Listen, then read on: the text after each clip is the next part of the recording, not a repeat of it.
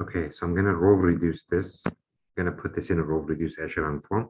We start with choosing our first pivot position, which is 1 right there. So this is our first pivot. Okay, now we're going to make every number below this position 0, which is 2 times R1 plus R2, and we put it in R2. And then 4 times R1 plus R3, and we put this in R3. And now let's write it with these two operations. So 1, 4, negative 3, 0. This is 0. 2 times 4, 8. 8 minus 7, 1. And then 2 times this number, negative 6. Plus 5, negative 1. And this is going to stay as 1 because this position is 0. Now this one is 0. And then 4 times 4, 16. Minus 5, 11. And then 4 times negative 3, negative 12. Plus 7, negative 5. And this is 0, so this is going to stay as 5. Now we move to our next pivot position, which is this number right here, and it's already 1. We don't need to change anything there. I'm going to make every number below and above 0, which means I will do negative 4 R2 plus R1 and put my answer in R1. And I will do 11 times, negative 11 times R2 plus R3 and put this in R3 again. Let's write the new matrix with these two operations. So this is the same. And then this will be 0. Oh, I'm sorry, I'm changing 1, so this is not the same. Okay, so this is 1. This is 0. Negative 4, that's positive 4. Subtract 3, 1. This is negative 4, add 0, that's negative 4. And then this is the same. Now, the other one, this is going to be 0. This is going to be 0 because I multiplied by negative 11. So that will be positive 11 minus 5, that's 6. Negative 11 plus 5, that's negative 6. Okay, get this.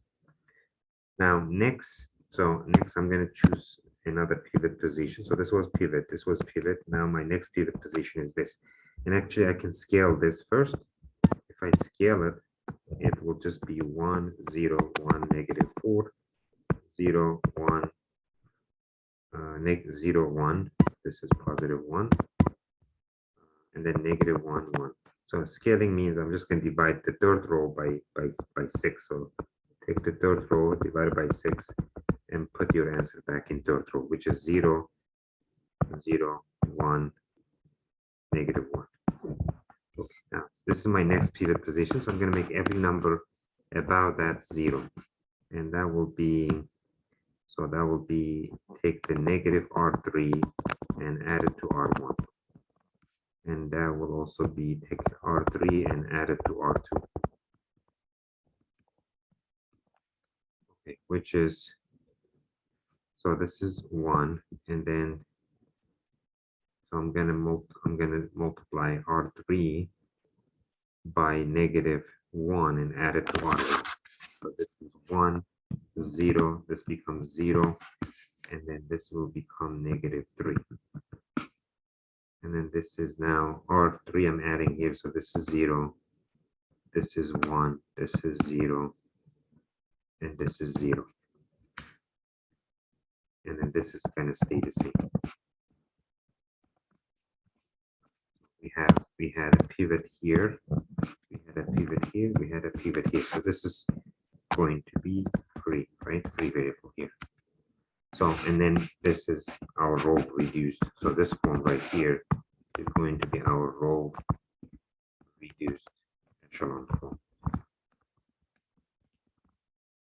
That's it, I guess. That's what you're asking probably, because I just saw the matrix. I didn't see what the question was asking for. But once you have row reduced echelon form, then you can just say many things, right? Because you have one free variable. That means if you're solving a homogeneous system, then you have infinitely many solutions, which, you know, the solution set will be a line in R4, right?